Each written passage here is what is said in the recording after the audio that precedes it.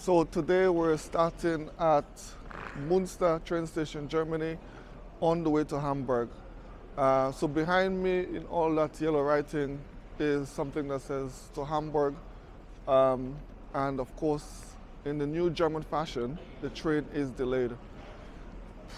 15 minutes, it's only 8 o'clock and it's already late. So what we're going to do today is go to Hamburg with limited time and see how much of the tourist sites we could actually get in and try some Hamburg food as well. I'm still on my European tour with this guy, the only other Grenadian in Germany. Hallo. Hallo, wie geht's? Good.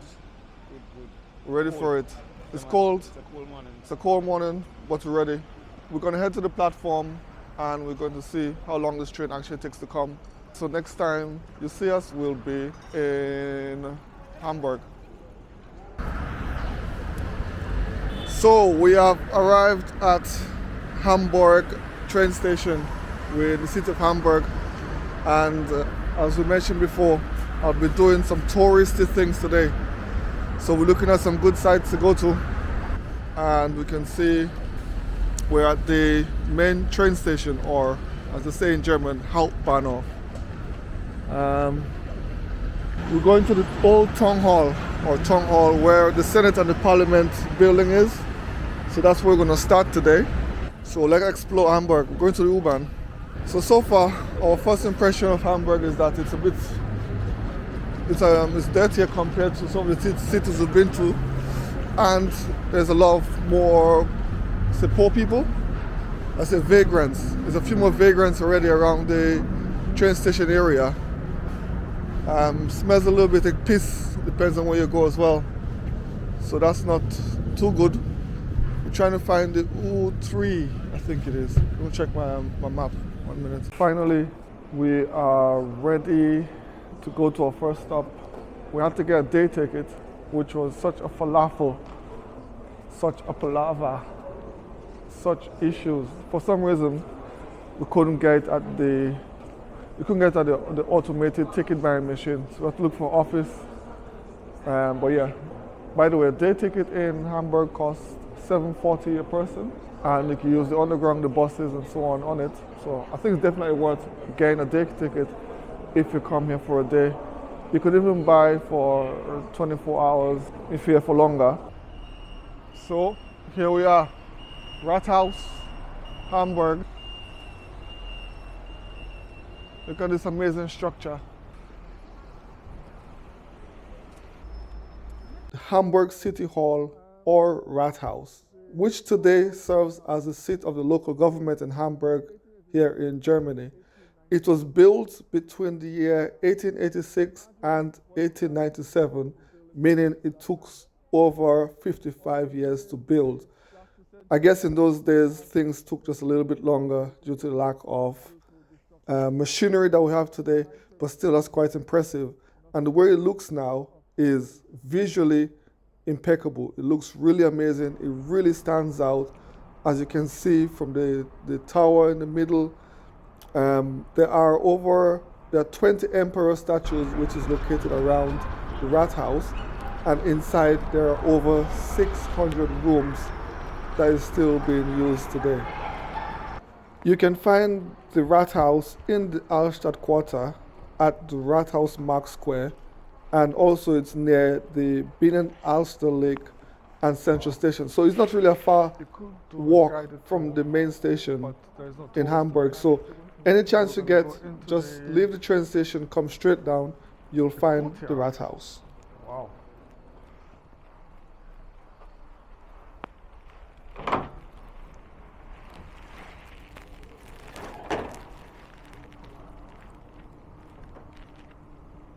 Magnificent, isn't it? Wow. Jeez, yeah. The energy feels so serene in here. You don't feel like you should. You don't feel like you should speak too loud.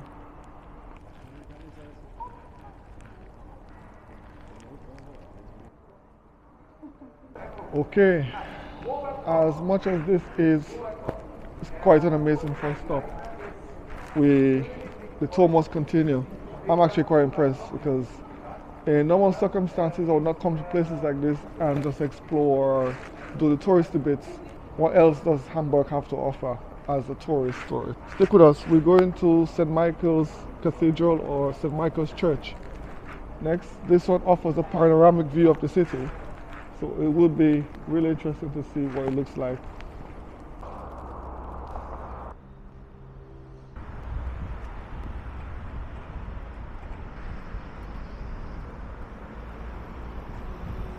Church of St. Michael. We're going to go inside, have a look, and also go up the tower. I like a good vantage point because it allows you to see the city from a height. So it's a different perspective. So sometimes when I'm in a city, I would search out and find where the vantage points are and go up. So one of the cool things you would find here is there's placards on the floor with people's names, and it says in German, Danke für die Spende. So it's thank you for your donation. So people who donated to the church got a plaque to say thank you. Statue of Martin Luther, but not the king. Here we are at the Church of St. Michael, and it is one of Hamburg's most famous landmarks and a prime example of the Baroque architecture in northern Germany. This church was built between 1647 and 1669. However, due to fire and war, it had to be reconstructed multiple times, and this current design is dated back to 1912. Now, inside the church is the masterpiece, and this is where the light and the grandeur really shows off the bright white and gold color scheme that enhances the spaciousness. The interior includes a grand altar, which was crafted in 1910, an impressive pulpit, which was carved from wood and adorned with gilded details, and also features a massive pipe organ system featuring over 6,000 pipes. Up we go again. Another tower, another vantage point. See? Get the merch, man, church merch. There he is. So we made it to the top of St. Michael's Tower. 450 steps up. What? Is it worth it? Yeah, man. It is worth it. It's worth it. Would I do it again? No. Yes. I'm all here for it. The steps? No, I'll do the elevator again. Check it out. I think that's the Philharmonica building, but the view from here is stunning. Beautiful. Wow. That's the port area in the distance there. Not sure if you could see, but it just looks like, it looks busy. It looks like there's work going on down there for sure. And then the canal going in there, and some people on the cruise.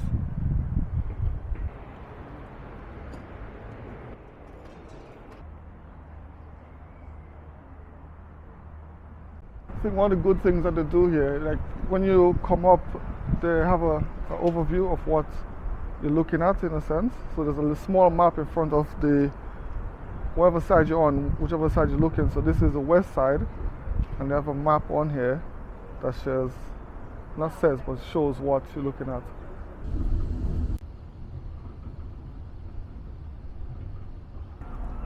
So we're next to the docks in Hamburg, Germany.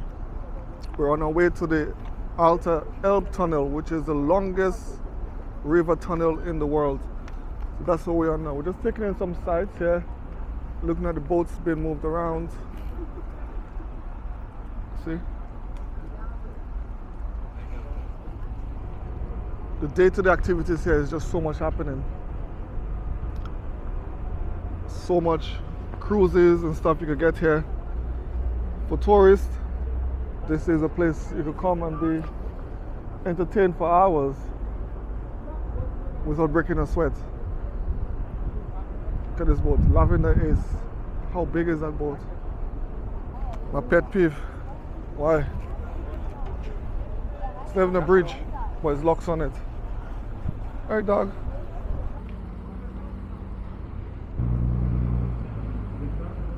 So here we are at the Elbtunnel, which was built in 1911 and is also built in 1911 and is the longest underwater or under river tunnel in the world. There's some facts about it here, but I can't really read it.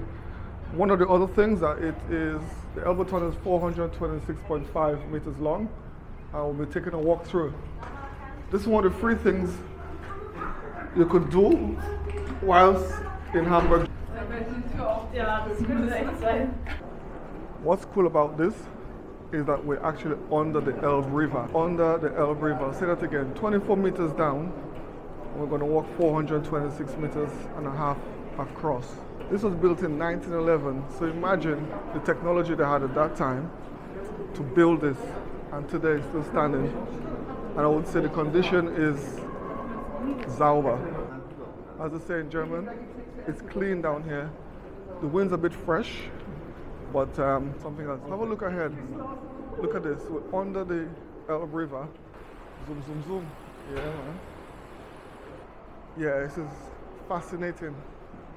So right now, as we walk through the Elbtunnel, subscribe to the channel, share, leave a comment. Would you enter a tunnel knowing that it went under a river? I know it sounds a little bit scary, but I feel so secure in this area right now. We're on the other side of the Elbe River. On the other side there you can see the city of Hamburg, or sort of the heart of Hamburg. It's the Philharmonica Hall. Some ships. Church of St. Michael. Wow. We're out here. I'm with my brother. We're doing tourist things today. We're being a tourist in Germany, so we're doing tourist things. So follow along. Right now we're going to find the largest warehouse in the world. Hamburg is such a beautiful city. Everywhere you look, every corner, you'd find something to watch. It's quite surprising how much canals there are in Hamburg. If I'm not mistaken, Hamburg has more canals than Amsterdam, but just not as romantic, I guess. But regardless, it still has quite a lot of canals that run along, or that runs into the city and around. So we're exploring Speicherstadt, which is the largest warehouse district in the world. So back in the day, they would have spices and sugar, and like storage area, of course. But nowadays, a lot of it is for commercial use, for houses, for offices, and stuff like that. It's really big. It takes up like a whole street. I think there are like 17 buildings in total, and each building is 3-story high. At the end of the street, you would find the Miniatur Wunderland. If you come here, I suggest you book tickets in advance, because I tried getting tickets online, but I wasn't successful.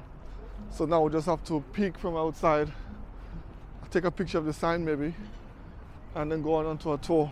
But this is like one of the biggest attractions to Hamburg for sure, the Miniatur Wunderland. Everyone talks about it, never had a chance to go, but maybe one day I will go and check it out. There it is, Miniatur Wunderland. Also the Hamburg Dungeon, which I'm not too fascinated about. Maybe it's good, but not for me. I scare too easily.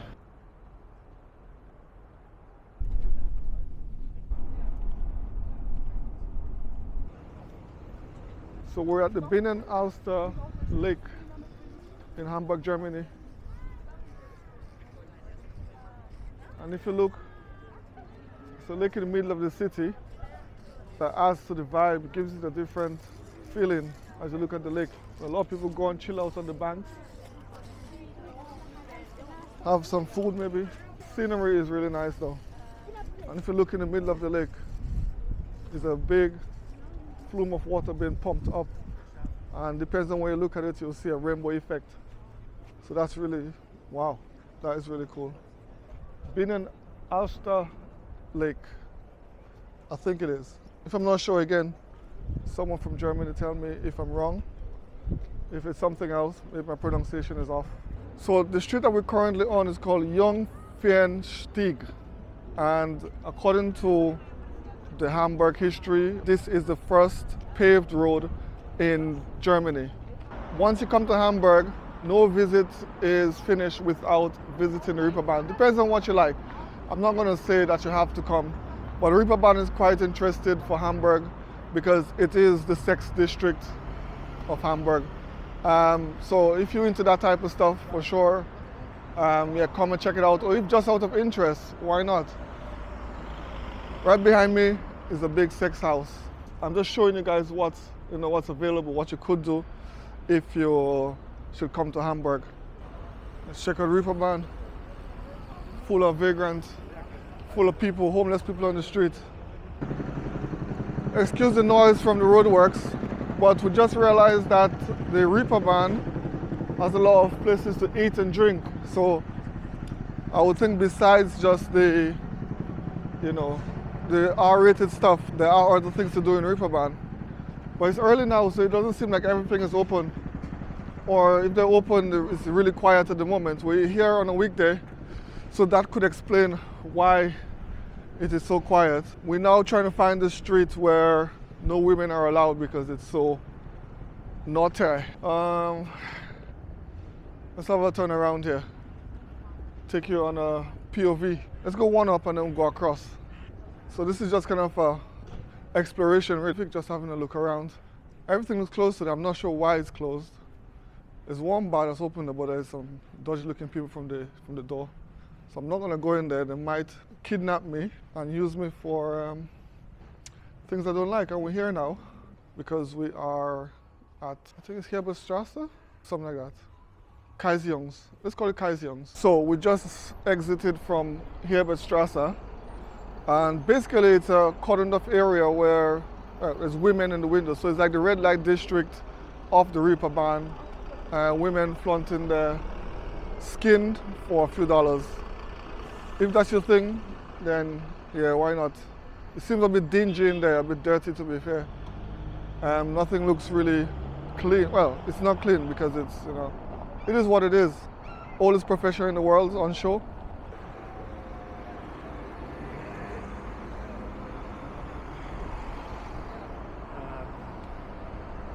So before we head back, I decided to have a look at one of the main shopping streets in Hamburg.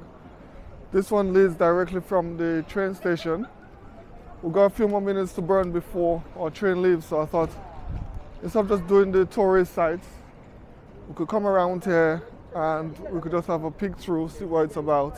It's summertime, or almost summer, it's actually spring, but you can see all these tables are out already in the middle of the street. People catching a drink, having a coffee. It's actually a nice vibe today.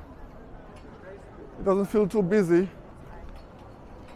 It's kind of it's a lot slower than I thought. Because it's a Thursday, I thought, wow, welcome to Hamburg today. The place will be heaving with people.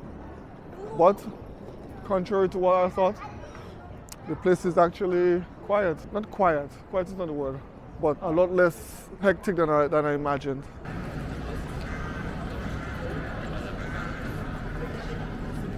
I'm saying goodbye to Hamburg. I've had a good day today. We did some of the tourist stuff. Some of it we couldn't do because it just takes so much time. There's so much museums to go to, so much sights to see. But we did the ones we came to do, which is like the Elbtunnel and, oh yeah, the Church of St. Michael. That was the standout. Actually, going up was really good. Seeing the Hamburg from on top, like on top of the world, was good. Elbtunnel was really interesting, really, really good. The whole Hafen area is very good to hang out. Reeperbahn, well, Reeperbahn was dirty. Wouldn't be a place I would hang out really. As I said before, it is what it is. Thanks for watching. Feel free to leave a comment, subscribe, share, and I'll see you on the next video. Ciao.